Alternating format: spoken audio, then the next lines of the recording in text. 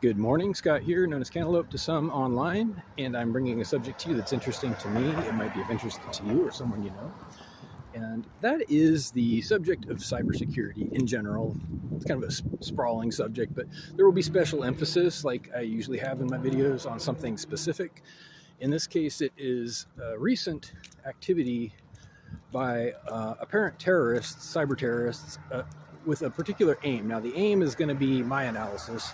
I don't believe it's been released in the news about what their objective was, but this is a real thing that has happened recently and continues to happen in tons of places. So let me get into it.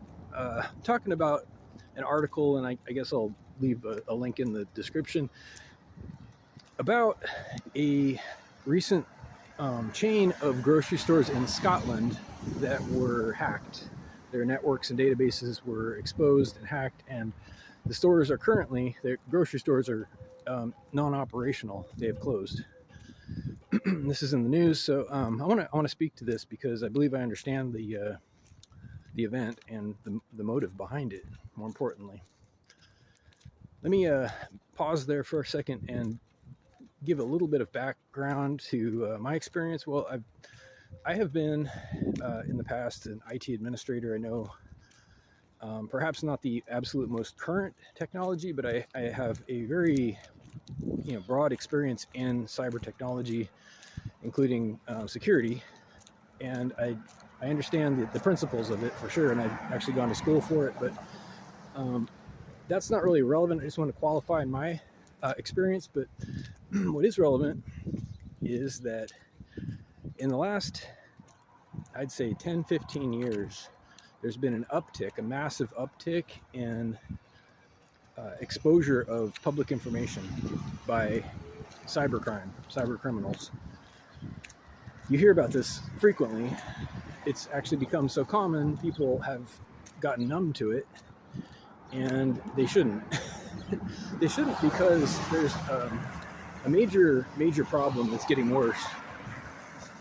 That is to say that our security, the security model that people have been relying on for many years now, for decades, perhaps since the beginning of the internet, doesn't work.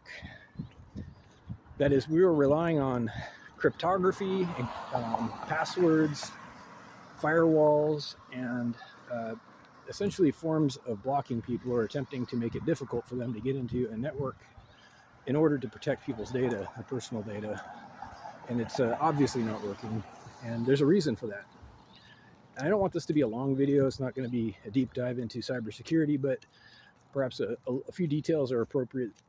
Consider that if somebody wants to break into a car or a house, your main defense against that is making it difficult, right? You can roll up the windows, put bars on the windows of your house or whatever, but if they really, really want to get in, if they're super motivated and they are organized, they're gonna find a way in, even if it means putting a person inside somehow, or leveraging social media, what's called phishing, and there's always a way if they really, really don't like you. So it should be pretty obvious what the answer is. The answer is to stop expecting technology to do all the heavy lifting and make the targets less desirable. Why are hackers so obsessed with stealing stuff? Well, for the same reason any thieves are obsessed with it. They gain value if they are successful. There's a honeypot inside every network.